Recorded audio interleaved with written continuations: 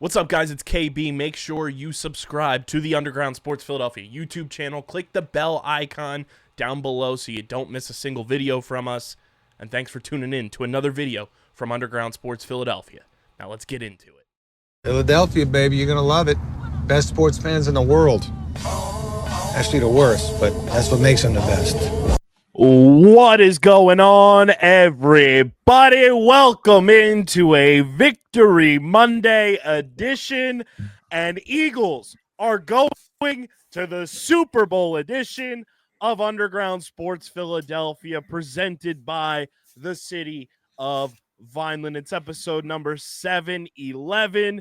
KB coming at you from Underground Studios, and joining me because he was at the game, Boots, marching up and down again.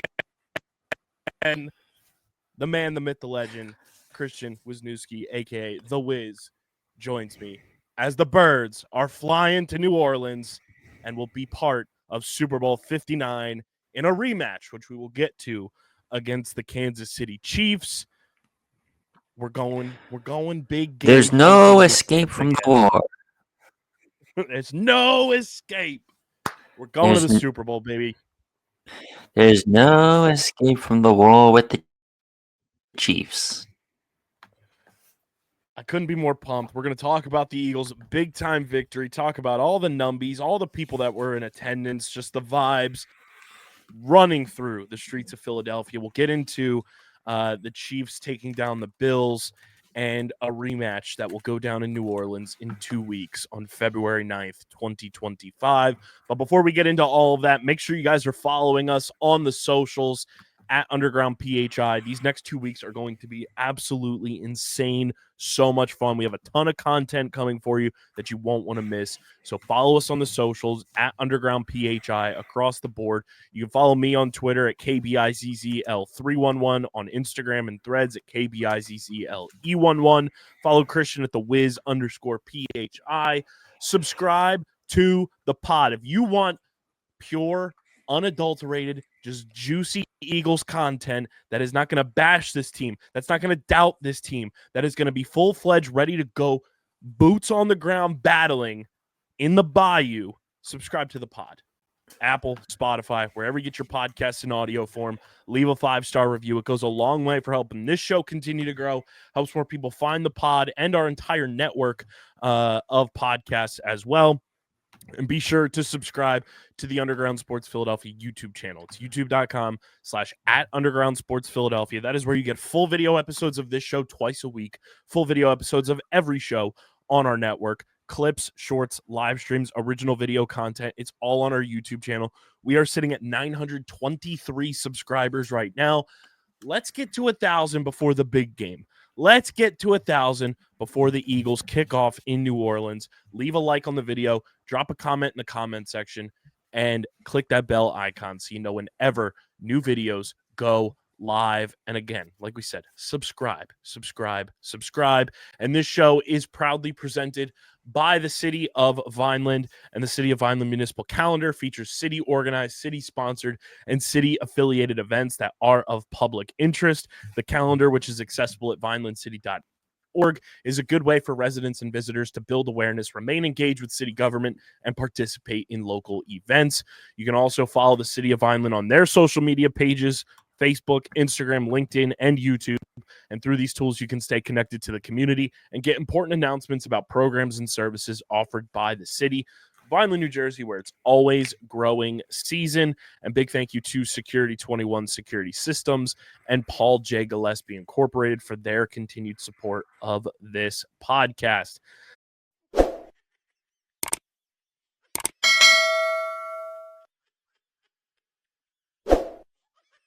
I'm Mayor Anthony Finucci.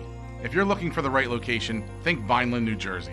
Our pro-business approach is supported by financial incentives, workforce development programs, and other resources which can give your business a competitive edge. Whether you're starting a new business or expanding to new markets, our business environment, infrastructure, accessibility, and quality of life make Vineland an ideal location. More information about how we can help your business grow can be found at vinelandcity.org. Vineland, New Jersey, where it's always growing season.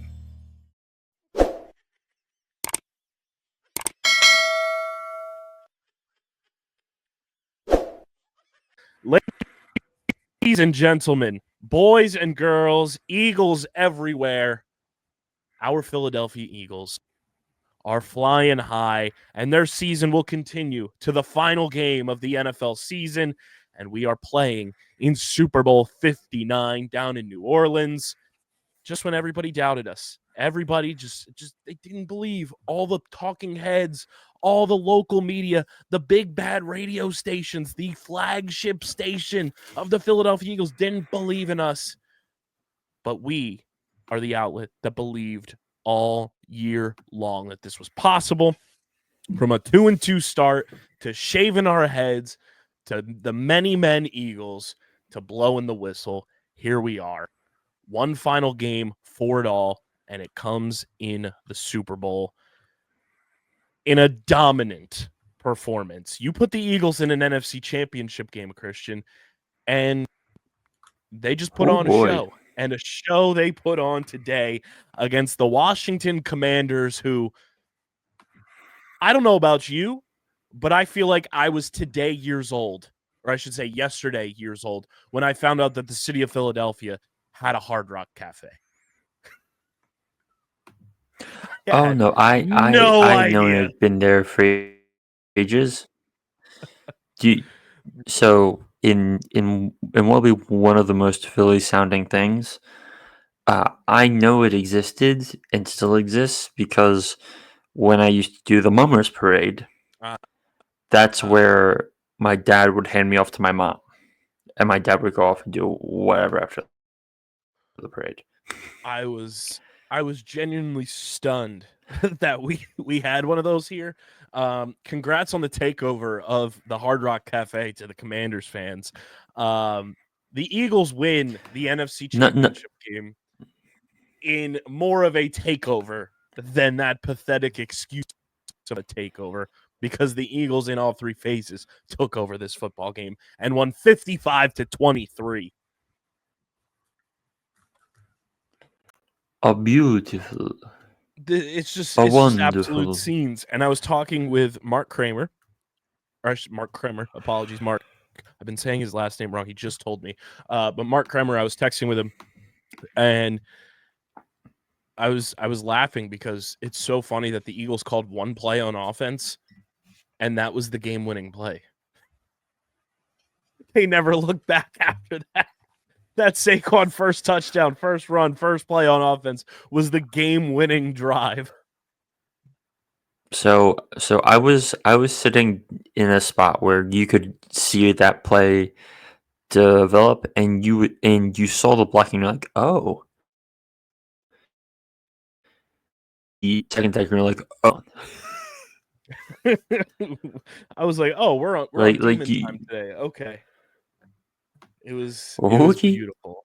And for all the naysayers out there. Oh, no, go ahead. Which, by the way, 55 points is the most ever in a conference championship game. Which is just absolutely gorgeous. Absolutely gorgeous that was the case. And to all the naysayers out there that said the Eagles can't pass the football, that's primarily what they did today. Jalen Hurts threw the ball 20 for 28, 246 yards, and threw for one touchdown.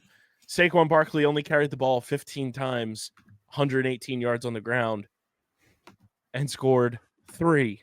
Not 1, not 2, but 3 touchdowns. Jalen Hurts, 10 carries for 16 yards and 3 touchdowns. And Will Shipley,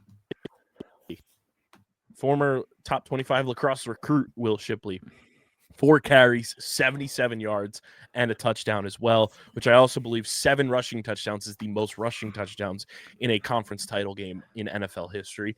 Jalen Hurts also became the all-time leading rushing touchdown scorer by a quarterback in NFL postseason history today. He passed Steve Young, who led with 8. Jalen now has 9 and counting. And, I thought, Christian, refresh my memory, because I thought that Jalen Hurts and A.J. Brown hated each other. Jalen doesn't get him the ball, and they don't like each other, so that's why A.J. had to read books and everything. AJ Brown, 6 catches, 96 yards and a touchdown in this game. Dallas Goedert, 7 catches, 85 yards in this game. He also had some end-around runs, which were absolutely beautiful. Devontae Smith, 4 catches for 45 yards in this game. Just unbelievable dominance. And the thing that I love the most about this game was you could tell Kellen Moore was just in his bag because the Cowboys did not hire him. And it was a beautiful thing that Kellen Moore just was going out there calling the most fuck you plays of all time. And I couldn't have painted a better picture of a game than what we got in this one against the Commanders. And to all the Commanders fans, all the national media talking heads who tried to upplay the Commanders coming back against the Eagles a few weeks ago when Frankie Louvu, who we'll get to that scumbag in a little bit, headhunted Jalen Hurts in that meeting in Landover, Maryland. Funniest thing. Funniest sequence of all time. Just absolutely hilarious. But it goes to show real parent-teacher conference energy.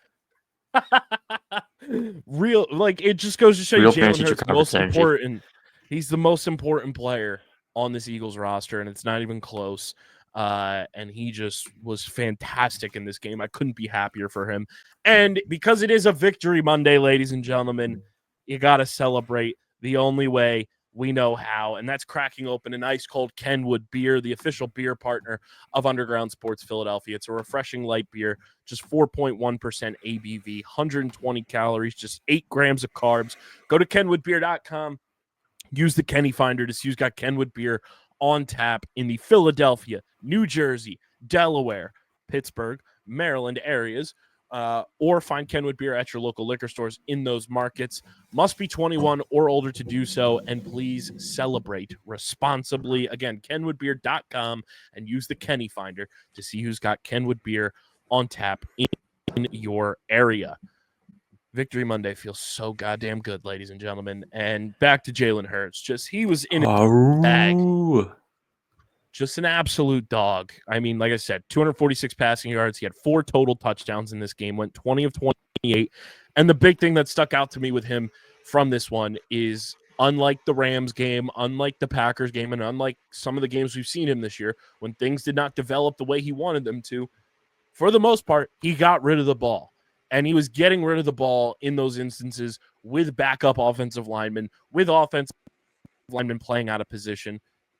That was a huge thing for me with Jalen Hurts, is just seeing his awareness and being like, okay, I don't have it. Let me either run for a yard and slide, or I'm just going to throw the ball away.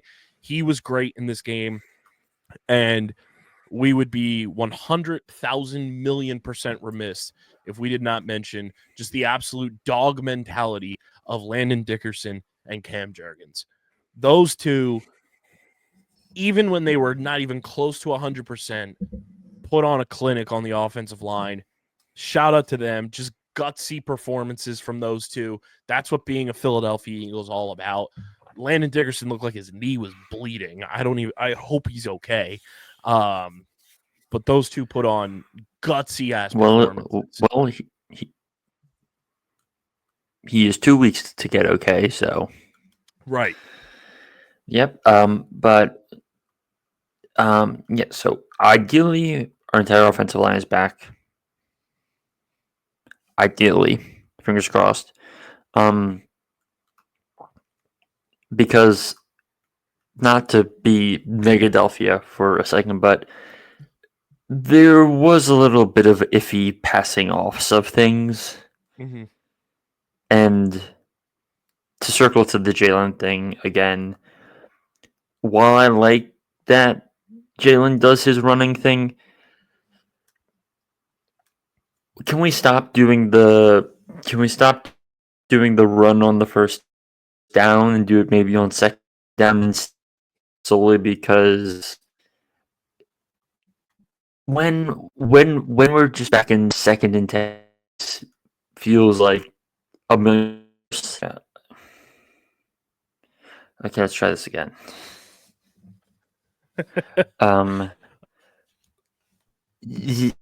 Just hurt. I don't mind the Hurts runs where he doesn't do anything on second down as much because every 2nd and 10 makes this offense even more arduous to try and get the job done. So I fundamentally just want them to maybe change the sequentialing. That's not a word. Of everything to, I think, have a better flow. That being said, given how this offense did today, Yeah, and I think with this game too, like I definitely saw like there were moments where I was like, why are we not just running 1st and 2nd down and just making it 3rd and like short, 3rd and manageable? But overall, like Saquon breaks that run and that's game over effectively because the Commanders never took the lead again. You had a 14-3 lead going into the second quarter. The Commanders get 12 points there. You counteract with 13. Obviously, Jake Elliott unfortunately misses that field goal. The only quarter that the Commanders won was the third quarter when they scored 8 and you scored 7.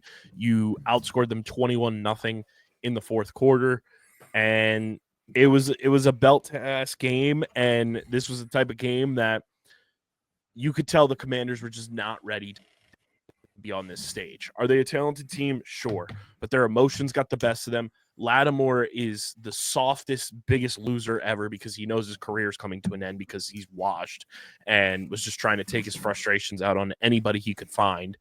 And when you're a team that is trying Frankie Louvu, who we'll get to that sequence in a minute because that needs its whole own breakdown. When you're a team that's trying to beat another team simply by trying to injure players, simply by trying to provoke other players to get into like fights or try to get them off their game, that just tells me you are not prepared to be on the football field and play football. You are not going to win that game whatsoever. And that's what the Commanders did today. They went out there, Lattimore trying to get under A.J. Brown's skin. A.J. Brown said, hey, I'm just here to play football. And then you have Frankie Louvu with arguably the most hilarious, hysterical, biggest joke of a defensive drive I have ever seen in my entire life. I can't even imagine what it was like in the stadium, which I will get to your vantage point of this. But I'm watching this in my living room with my parents, and we're just like, this guy's an idiot. He's like Ralph Wiggum jumping through the window. He's like the memes from that sequence were S tier across the board. And the fact that the refs were like, yeah, this calls into play us awarding points if this continues was hilarious. I wanted to see it. I wanted to see the refs just give us points and people cry about that.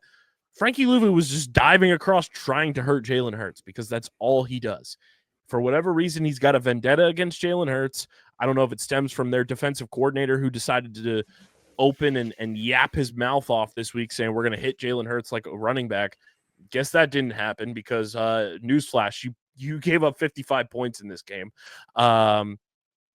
So I just think the thing with this game is the Eagles were the better football team and the Commanders were just, in a sense, lucky to be there because they beat a 30% on IR Lions team and they lucked through their game against the Buccaneers. But Frankie Louvu is the biggest bozo in the NFL. He's leading the pack in the bozo of the year candidacy because he's an absolute bozo.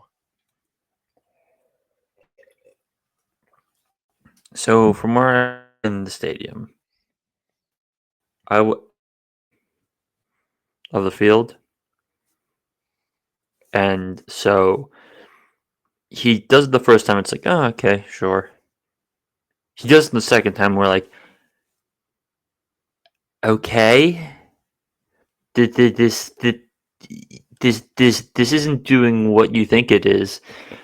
And then the refs went full. Mom and dad are not dealing with your shit right now. And then they jump off again, and they're like, we can award points if you keep doing this. So it went from we can give you unsportsmanlike conduct to we can just give them a touchdown if you keep doing this and keep sending it closer. And it was like it was real like we're not handling this, keep doing it, and we're sending you to bed without dinner kind of energy. I think the best tweet I saw was, that was the most "don't make me turn this car around" drive I've ever seen. It was just, and you could tell, like, they zoomed in on the broadcast. They zoomed in on his face, and he's just laughing and like sticking his tongue out and everything. Like, he knows what he's doing. He's trying to hurt Jalen Hurts. The one, he just like launched himself right at Jalen's head, and I just poor Kim Jurgens. Like, good grief, the man's back is in shambles, and he's got to deal with this too. So I'm just like, I couldn't believe what I was watching. And on the flip side, it was very funny every time that Jalen Carter just absolutely man-smacked one of their offensive linemen, because it would have been worse if the game was closer. But when he did that, we were up by 13, 20, some odd points. And I couldn't help but laugh, because taking a full-blown smack to the helmet and you get knocked out, you are weak. He man-smacked him after having a hand in his face mask. It was just unbelievable. And I mean, Saquon Barkley puts on another show in this game. 3 touchdowns, 118 yards, just gone every single time. And I thought this was the most balanced this Eagles offense has looked potentially all season. I mean, I'd have to go back and look at some of the score, but just pure vibes and pure just watching this game, they were so balanced. They could beat you any way they wanted to. I thought Dallas Goedert was fantastic in this game. And that's like the way I've been begging Kellen Moore to use Dallas Goedert in this offense all year. And the fact that it finally came to fruition this well was just amazing. It was to stay on Goddard for a second. That's how you really knew Kellen Moore was in his bag, when we're getting Dallas Goedert handoffs. I was like, I don't remember that being in the playbook. Jet sweeps to your giant tight end from South Dakota. Let's do it. I was sitting in the stands and talking to the guy next to me, like, I don't remember that being a thing. Tight end screen with Goddard, sure, but jet sweeps and touch passes and handoffs, I'm like, where's this been hiding? And I mean, it's just the overall just spreading the ball around was amazing. Hopefully Kenny Gainwell is okay too. I know he went into concussion protocol, so we'll see how that shakes out over the next 2 weeks. But Will Shipley filled in admirably, and in his 3 carries. 4 carries, 77 yards, and a touchdown. Just the funny part about Shipley was, in his long run, you could say, that this is why we have Saquon, because Saquon finishes that run like that. And not to talk down about this player, but that Will Shipley run was a Miles Sanders run. Oh yeah. Shipley was doing his best to make sure he didn't fumble the ball too, because you saw him running, and then he just decided to carry it like it was like an egg or something, and just like, this is mine, I'm not letting it go, which was smart, because the Eagles were up by enough that you're fine with that happening. You don't want to turn the ball over, but it was very funny watching him run. And I mean, just the execution on offense was really, really good, and for the most part. Outside of a couple plays where I was just like head scratcher, and the 2 drives that resulted in punts were unfortunate. But overall, very impressed with the way the offense performed today. They took it to him, belt to ass, like I said, and just dominated them. And then on the defense, I'm watching this game unfold, and it didn't get too crazy, But I mean, you force Jaden Daniels, who, again, you guys know, I think he's a talented quarterback. I think he does a lot of things well. One thing that Jaden Daniels, if you force him to do it, he's not that great, is make him throw on the run. If he's in the pocket, fine. If he's running, fine. But when he's throwing off balance and he doesn't have, the proper amount of time to get the ball away, he's beatable. And when you make Jaden Daniels throw the ball 48 times in this game, that to me is a recipe for disaster for a rookie quarterback on the road in an NFC Championship game. And I just want to say, Fred Smoot, who went on Part of My Take on Friday, tried to talk about the quarterbacks and the quarterbacks not turning the ball over, said that Jaden Daniels doesn't turn the ball over, but the Philadelphia Eagles quarterback turns the ball over. Christian, I did a little Google search, and I felt like Kermit on the typewriter as soon as I heard that. This season, Jaden Daniels, 9 turnovers. Jalen Hurts, 10 turnovers. Today, Jaden Daniels matched Jalen Hurts for turnovers. I guess he does turn the ball over, Fred Smoot. I hope I care to comment. That interception was great to Quinyon. I don't know if you could see it from your vantage point in the stadium. Yeah. But he mocked Terry McLaurin's celebration, which was phenomenal. And the other part of this too, like the Commanders could not run the football. Oh yeah. One of the key things to kind of go back to Jaden is during that end of season matchup, they were over rushing so much, mm-hmm. and Jaden was getting off and running. This time they didn't over rush. The edges pseudo kept contained, and really his only escapes were through the center of the pocket. Yep. Which, surprise, it makes all the difference in the world here. Yeah. And I told my dad there was a play, I forget when it was, but Jane Daniels is kind of running laterally like east and west, and I think it was either Milton Williams or Moro Jomo were kind of just like standing in front of him, not rushing him. And my dad was like, get to him. I was like, no, that's what you want to do with him. He's outside the pocket. When he's out of the pocket, he's not as accurate. And rather than rushing in and forcing him to run upfield, you contain him there and he just has to run out of bounds. That was the smart play.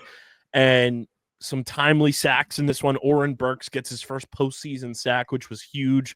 Nolan Smith just I love Nolan Smith so much. The Dice Man cometh. Gets another sack. Jordan Davis with his first sack since week 3, which oddly enough was against New Orleans.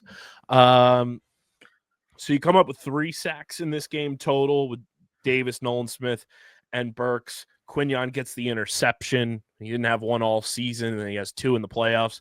Playoff Q. Some are saying that playoff Quinyon is built different. And I just think like timely plays, Zach Bond with the forced fumble, Reed Blankenship with the fumble recovery. Cooper DeJean was fantastic in this game again. Jalix Hunt has really stepped up and been an under the radar performer from this draft class who I've absolutely loved watching this year. CJ Gardner-Johnson was great. One player that didn't particularly have his best game, but he did make a play late in the game that really helped was Darius Slay. There was some moments I'm sure he would say he wishes he could have back from this one, but overall the defense did what they had to do. They applied pressure. Jalen Carter was phenomenal again. And I can't say enough about it. And I think also one thing that will fly under the radar that because it didn't result in a big score, the field position from the kick returns were fantastic. Like Will Shipley, Gainwell, and Isaiah Rodgers, the lowest kick return average yards was 19.5, and that was Gainwell on 2 returns. Shipley averaged 29.3 on his 3 returns. Isaiah Rodgers averaged 24 yards on his 1 return. That has been such an underrated aspect of this Eagles team this year for the most part, is the return game on kick returns has been unbelievable. Yeah, and it's weirdly gotten better over the last 3, 4, 5 games, where the returns have gotten better and better. there was a point I was going to make somewhere during that monologue, which I forget what it was. Special teams. Mario Jomo. Crap, I'm already blanking on it. Yep, this is what happens when it's 11:20 at night, guys. Anyway. But I mean, can Howie Roseman take these 2 weeks and just conjure up the contract for Zach Bond? Like, please. Now I remember what I was going to say. Everyone was talking about Eagles turnover luck throughout this. Luck. And how they're 10-0 in terms of turnover differential in this postseason. Look up the regular season stats just on forced fumbles alone. They were tied for the lead league with Pittsburgh with 22 across the 17 games. This team forces at least one fumble a game. Now, obviously, either side can hop on said fumbles, but this team has a knack for punching that ball out. Thank you, Charles Tillman, for bringing the peanut punch out. Yes. So, in terms of this defense, yes, they're forcing a lot of turnovers, but it's something they've proved to be somewhat sustainable over the course of the year in terms of their ability to do one specific type of turnover, which is much easier than getting picks. It can be much more consistent because it's a person holding a ball and you go bop. And I think too, with forcing a fumble versus an interception, both are fantastic. A lot of times with an interception, that happens when the ball's in the air for a long amount of time. It's going down the field. You pick that ball off. You almost negate the field position that you could have had. There's a lot of instances where the smart play is to just knock that ball down. You force a fumble at the spot of, where that offensive line is lined up. You saw multiple times when the Eagles forced fumbles in this game, it set them up with amazing field position. And I think that's something the Eagles have just done super well as the course of the season has just gone on, is they found ways to set themselves up with wonderful field position and making the game easier for them. And that's what you want to do as a team. You set things up to be easier for yourself. You're going to find success. I think one of those fumbles had the Eagles at like past midfield or at midfield. Like they really took advantage of the field, just the possession of where you were on the field, and field position was huge in this game for the Eagles. And I mean, the defense just came to play. There was very few times where I was worried when the defense was out there. That first drive obviously was long, and I didn't want them to get gassed too early, but I think the defense for the most part really came to play in this one. Vic Fangio dialed up a phenomenal just game plan for this one. Really, like you said, learn from his mistakes in the last matchup we saw Washington in. Didn't really blitz all that much. Made Jaden Daniels, throw the football. And a lot of the time, those footballs were off target. They were underthrown, and unless it was going to Zach Ertz, there wasn't really much there that the defense was allowing for the Commanders, receivers to get. Obviously, Terry McLaurin breaks off that long 36-yard touchdown, but outside of that, he had 51 yards total in this game. He had 7 yards receiving when covered by Quinion. De'Ami Brown had 42 total receiving yards in this game and a costly fumble. Zacchaeus had 26 yards in this game. And then your next leading receiver after that was a one catch for 23 yards by their third string tight end on the fake punt play, which kudos to them for pulling that off. But when you're calling fake punts or flea flickers or anything like that early in a game, that just showcases to me you have no clue what you're doing on offense in a game. Like, you are being put into a puzzle by the opposing defense so much that you have to resort to just getting cute. But credit to them for pulling it off. But I mean, they just absolutely kicked their asses, and it was amazing. And after the game, I loved Brandon Graham walking through the tunnel, going up to every single member of the media out there, recording on their phone, saying, "You didn't believe in us. You stopped believing in us. You doubted us. 2-2. "Oh, the sky is falling. The sky is falling." Did his signature BG laugh. And then someone shouted, "Are you coming back?" And Brandon Graham said, "We'll see. We'll see." Very Which fitting that we the will Eagles put see up because 55 points, and potentially number 55 could be back for the Super Bowl. could be back, which there was some reporting going around that he has been testing things, but he hasn't like gone full force on it. Yeah.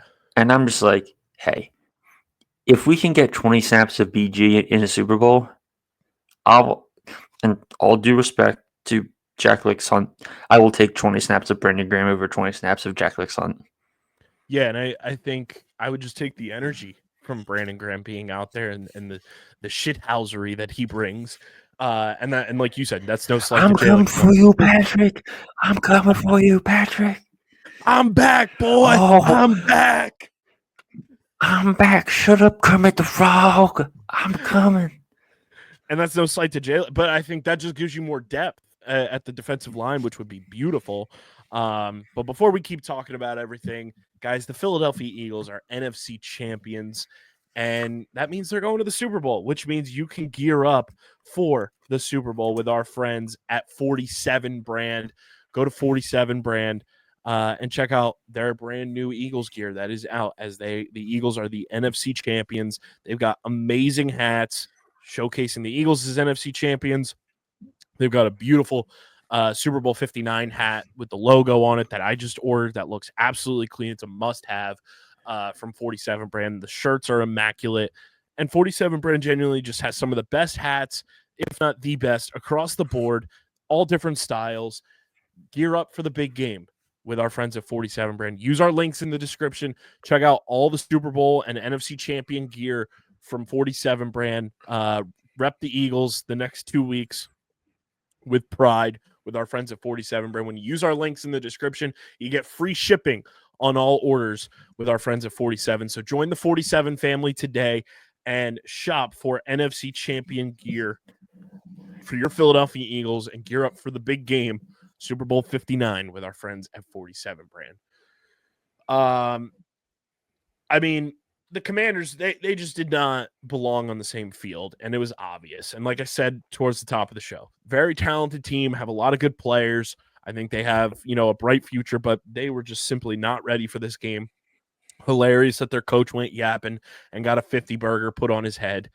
And I wanted to cue the Kevin Durant ever iconic meme. Look at you, emotional, because that's what the Commanders were this entire game. And now, coming off a 55-point performance, another dominant NFC Championship game, we get set for the rematch as the Kansas City Chiefs take down the Buffalo Bills 32-29 in yet another game that involves some controversies that a lot of people are wondering how certain plays were called, and the Buffalo Bills just can't get over the hump, and Josh Allen just cannot beat Patrick Mahomes in the postseason. Not that they're going head-to-head, but just a fascinating one, and we get Chiefs and Eagles Volume 2.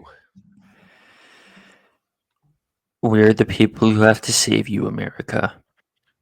How does it feel? I just saw a tweet, too. 250 years later, our eyes once again turn to Philadelphia to free us from the yoke of tyranny.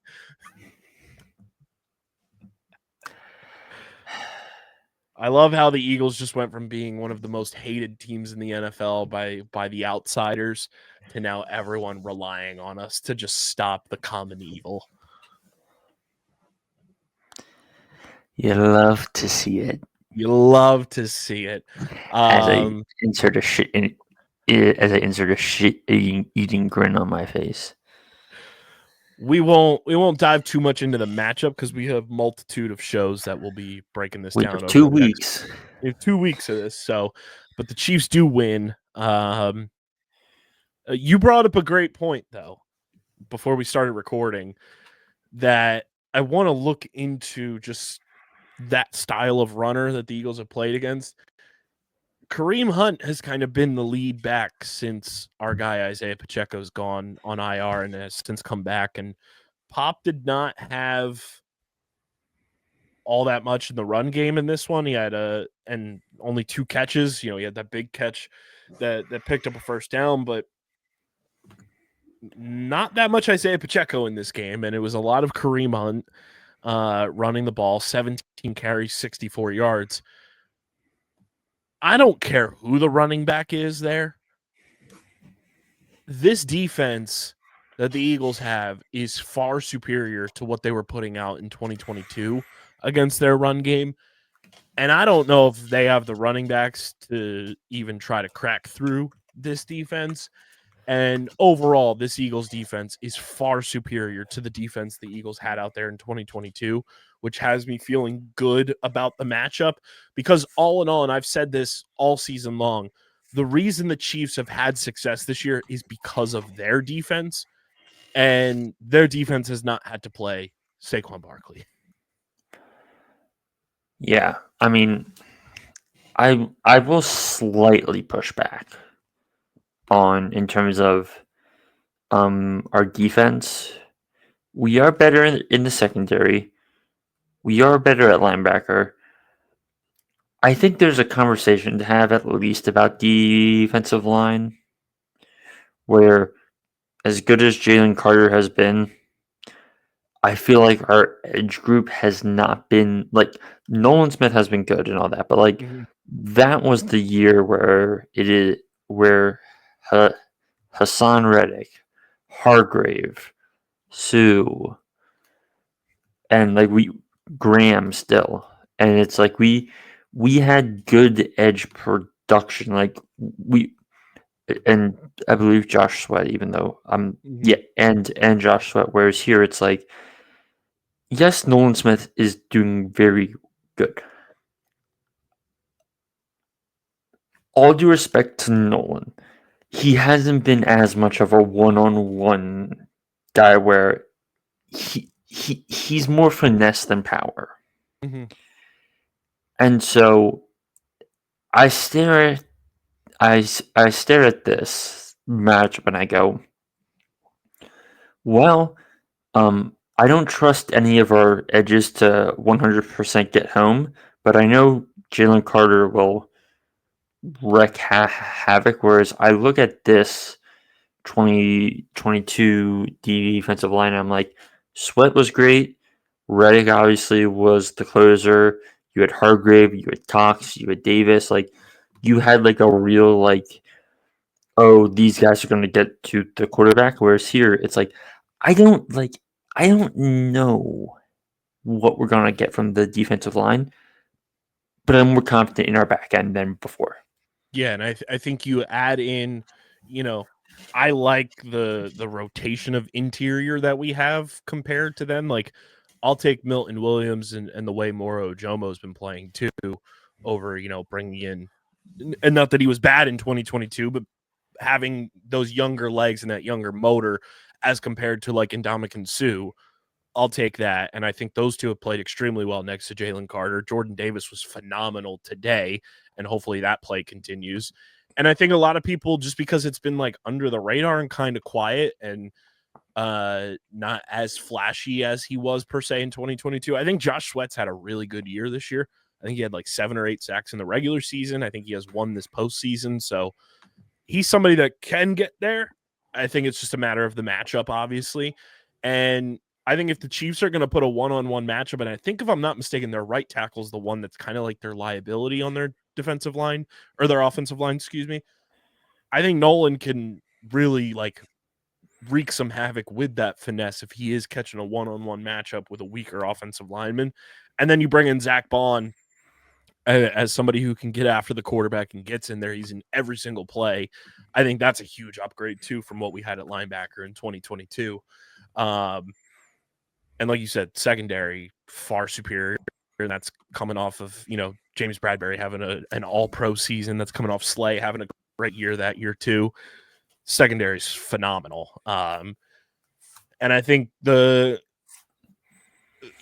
like, just the vibes around this team feel really good. They feel confident in themselves, and it's not like a cocky confidence, and like they're just having fun. And that's the cool mix, I think, of this Eagles team that's blending 2017 with 2022. They're confident in themselves, but they know what the task is at hand. And I think in 2022, it was like they felt like the team, like we are the team to beat. It doesn't matter who's in front of us. And it kind of slipped away from them in that Super Bowl. And when you have leaders like CJGJ, when you have guys like, Jalen Carter playing the way they are that have really stepped up in leadership roles, when you have Zach Bond coming in and becoming a leader on this team, Darius Slay is obviously beloved in this locker room. The defense is really following those leadership role guys, and Brandon Graham has obviously been in there every step of the way. And then on offense, the offense goes as Jalen goes, and the offense goes as Saquon goes. Those two are, the batteries making this thing push forward. And I think the way that this team is rallying behind any little thing, whether it be Gilly coming in and running the team out of the tunnel, which if he runs the team out of the tunnel for the Super Bowl, that's like a dream come true for a Philadelphia icon, for Gilly the Kid, who was in the locker room after this game too, just losing his absolute mind, which was amazing. Speaking of running out of the tunnel, what song did they use? That's a great question. Because they've used 2 different songs in the last 2 Super Bowls. Right. It was Dreams and Nightmares and I Just Want to Rock by Lil Uzi Vert, both Philadelphia artists. And everyone's saying they should do Blow the Whistle because that's been Gilly's thing, but that's not a song that you like run out of the tunnel to. And I think you stick to Philly. I mean, I would like to see them run back Dreams and Nightmares. That just feels like the staple type of song. But I don't know. That is a good question. It's going to be fascinating to see what they end up using. Yeah. But the vibes around this team, with Gilly, like you see the passion on his face and everyone kind of just rallying around him. Last week, you see Nolan Smith running out of the tunnel with the Kobe Dean's jersey. Felt very Lane Johnson, Jason Peters-esque. And I think this team is just playing for one another. I think the guys that were on this team in 2022 really have stepped up and learned from that moment and learned from last year and have learned as this season's gone along what leads to success. And I think having those guys on this team is huge. Having your quarterback be doubted week in and week out, and you just see the pure elation and emotion on his face throughout this entire game, and just the happiness that he was exuding was amazing. And I just genuinely could not be more proud of this team. I can't believe, 2 out of the last 3 years they're going to the Super Bowl, and no NFC team has more Super Bowl appearances since 2000 than the Philadelphia Eagles. That's a pretty damn good stat, ladies and gents. This team has just defied odds all year long and have made people look like absolute bozos along the way, whether it be local, national, independent, whatever it may be, media, opposing players. They've made people look like idiots, and that has been a beautiful thing to watch with this team. And we get to talk about them for another 2 weeks. We get to enjoy this. No Eagles will be going to the Pro Bowl games, and we're going to another Super Bowl. Who knows? Maybe we get another iconic moment from somebody like Alshon Jeffrey saying, "This shit is terrible. We could have just been at home." And all in all, Christian, we get a Kendrick Lamar concert in between. I'm so pumped. I could not be happier. And they're going to New Orleans, which is very fitting too, that that was a game early this year that kind of flipped the season around a little bit, getting that 15-12 win in New Orleans, when at that point in the season, everyone was like, "Oh, are the Saints Super Bowl contenders?" No, they just beat 2 really bad teams.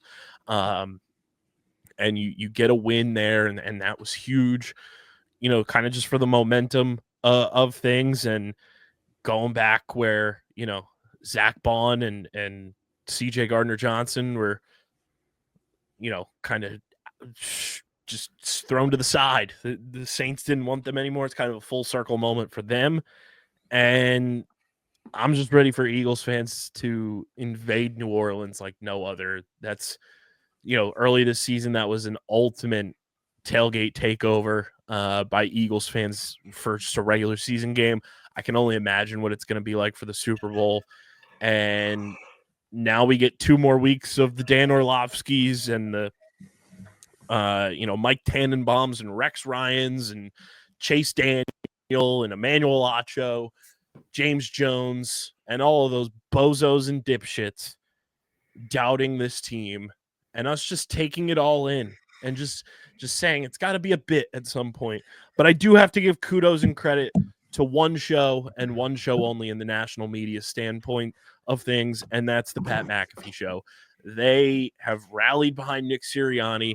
They obviously do their Nick Sirianni, bit with Ty Schmidt and everything, but those guys have pumped the tires of Nick Sirianni and said, this guy just wins. And that's a credit to arguably the largest national media sports show out there. Straying from the typical shticky type of bullshit that people have been putting on all year about this team. You love to see it. You love to.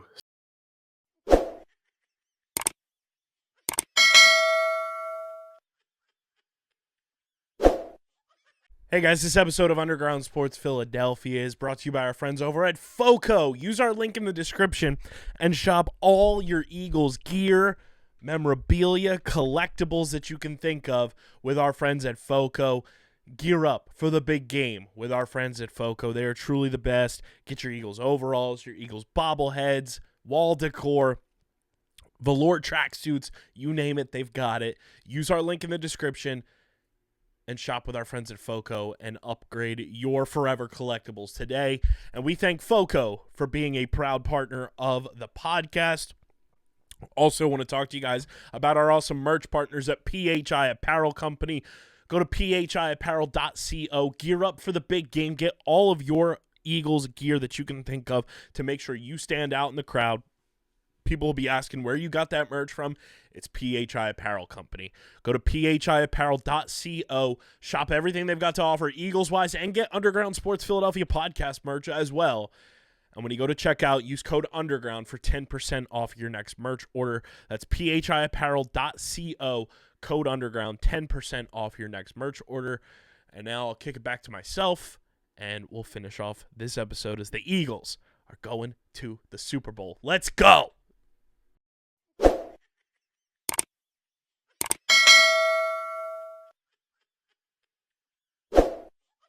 Okay, so Christian had to bounce, so we had to cut a little bit here, but back to the game, guys. I'm so hype.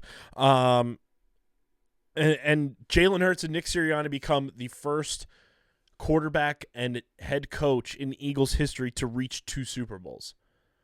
Can we talk about how awesome that is? And just how I have told you guys on this show all season long, forever, about Nick Sirianni, about Jalen Hurts, how they're winners. Those 2 are the only ones in Philadelphia Eagles history to go to 2 Super Bowls. Jalen Hurts breaks the curse of losing your first Super Bowl and never getting back. These guys just win. They win, they win, they win. And I'm just so proud of this team. I love this team so much. Nolan Smith, I saw when we were scrolling before we had to wrap with Christian, now holds the record for most postseason sacks in a single postseason by an Eagles player in franchise history at 4.5. Like, the streets of Philadelphia are crazy. Nick Foles was in the streets of Philadelphia on Broad Street with his wife Tori tonight. And I'm just so over the moon pumped about this team. Like, we're covering another Super Bowl here for a company that is, the foundation is this team winning the Super Bowl is why we started and how we got started. And now we're covering our second Super Bowl as a media company. We're not obviously going to be there. We're working towards being there in the future, but just from a boots on the ground here locally standpoint, we're covering another Super Bowl. Like, I am pumped. The way that this team fought all game, all season to get to this point is awesome. And Nick Sirianni taking the George Halas Trophy and saying, how about our quarterback? That, to me, is just like the ultimate double bird to the face of all the haters, and just praising Jalen Hurts on the national stage in front of millions and millions and millions of people. This team, guys, this team, and those two winning together is really special. I'm so happy for Nick, for Jalen, this entire coaching staff, this entire team, Jeffrey Lurie, Howie Roseman. And it was the biggest fuck you to Josh Harris of all time.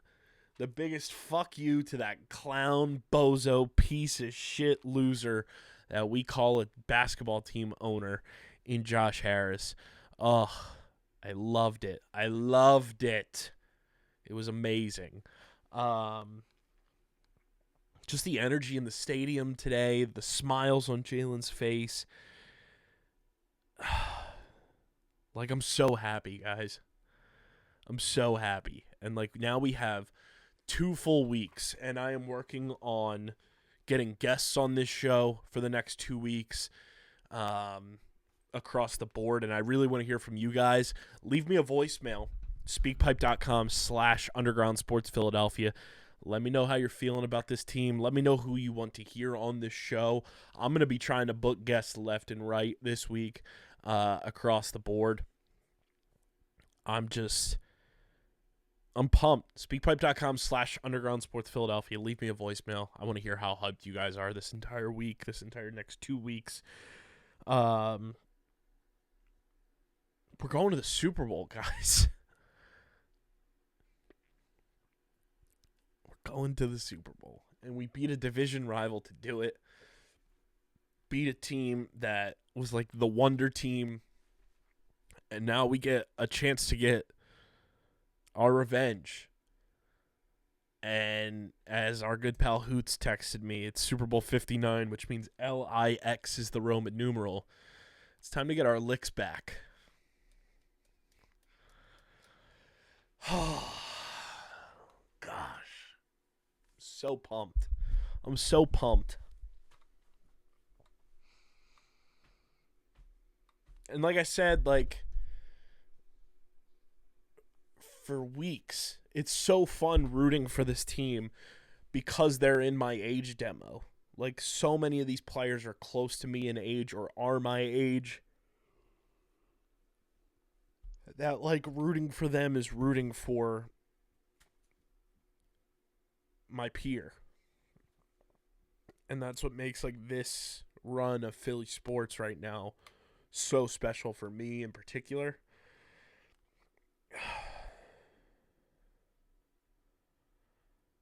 I'm just so happy, guys. I'm so happy.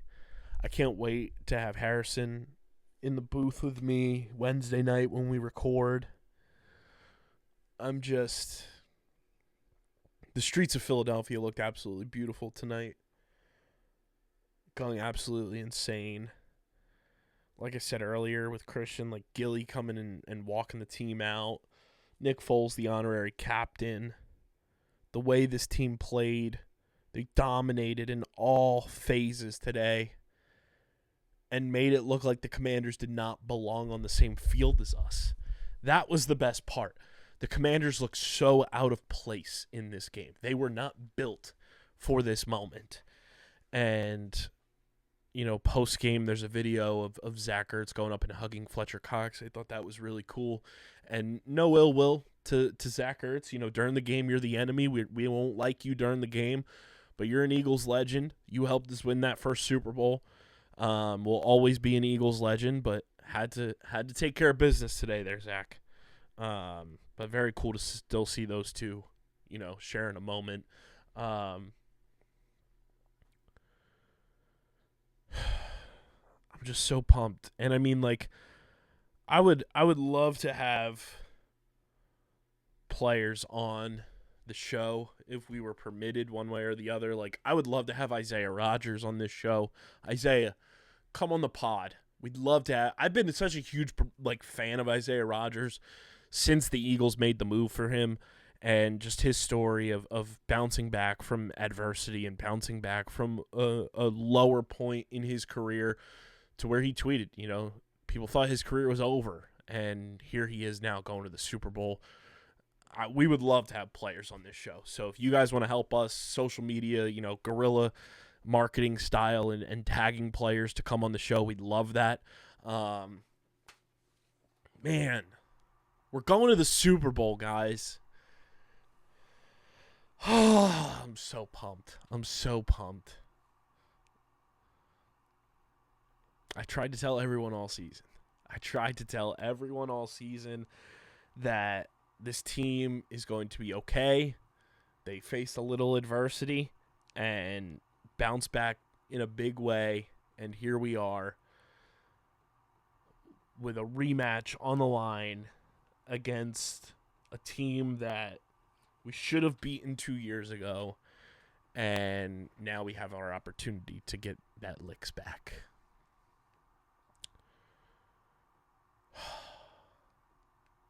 So excited, man. Don't take this for granted either. Don't take these moments for granted. Enjoy the moment we're in. Embrace the moment we're in. Experience the moment we are in. The Philadelphia Eagles are going to the Super Bowl for the second time in 3 years. Enjoy this feeling. We are showcasing the new normal of Philadelphia Eagles football. 2017 happened and we win, and it was amazing. That will never be taken away from us. And then it took some time. 2022, and now we're back again. This is the standard now. You play for these games, to play for these moments. But all along the way, enjoy the ride. And guess what? Our ride is not over. Our ride is not over. We've got one more destination that involves a game in New Orleans on February 9th. We're going to have fun these next 2 weeks here at Underground Sports Philadelphia. I'll tell you that much. Every show is going to be popping off. We're going to have one hell of a time. And I'm just so excited for just the energy and the fun that is going to overtake this company, overtake this city, overtake this area. And we're NFC champions. We are NFC champ. We are the best of the best in the NFC. And we got one more job to do. The job's not finished. Far from finished. We'll be talking about the game all week. But again, a 55-23 ass kicking of the Washington Commanders. That team has a lot of growing up to do. And you could tell that this Eagles team was built for the moment. They were poised. They played with just confidence and knew that they were the better team. We had Kenny Pickett taking snaps in the NFC Championship game before Dallas has even sniffed it. Dak Prescott, he ain't taking snaps in an NFC Championship game. Kenny Pickett has, though. And what a moment for Kenny Pickett to take the kneel downs that inevitably run down the clock to send the Eagles to the Super Bowl. Just a dream season for him across the board.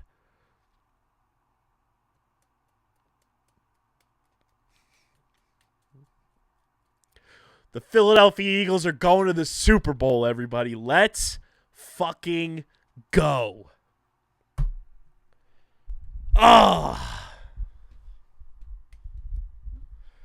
Let's go. Let's fucking go. Bayou Bowl bound, baby.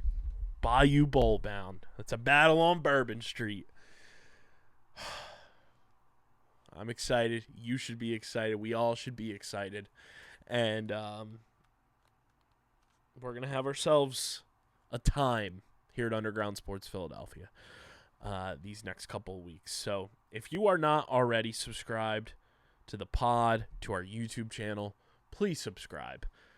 Please subscribe. Please subscribe. We are going to have shows that are going to set the tone for the big game.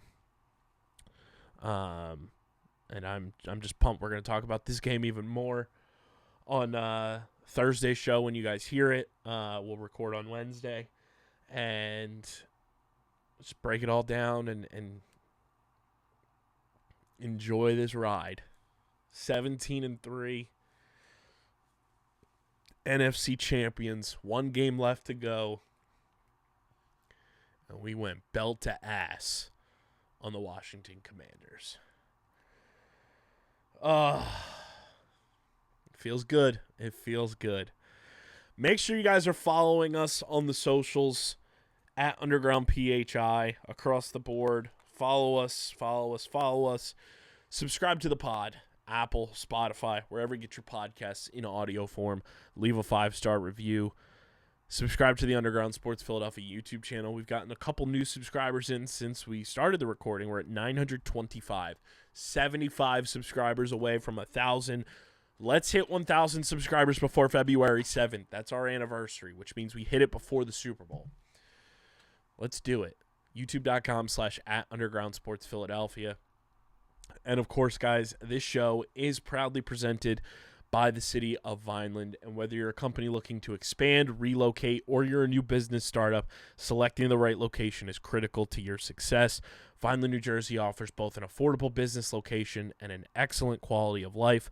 The city's economic development department is a one-stop source for moving your project through the development and approval process, and their goal is to make this process as smooth as possible and to provide the fastest turnaround times in the region. If you're considering potential locations for your operation, contact the Vineland Economic Development Team at 856-794-4100. That's 856-794-4100. Vineland, New Jersey, where it's always growing season. And big thank you to Security 21 Security Systems and Paul J. Gillespie Incorporated for their continued support of this podcast. I know it was a little wonky. Internet was not great for some of this episode, so I apologize. But overall, the Philadelphia Eagles are going to the Super Bowl. Jalen Hurts silenced a shit ton of I'm so tongue-tied and hype I can't even talk.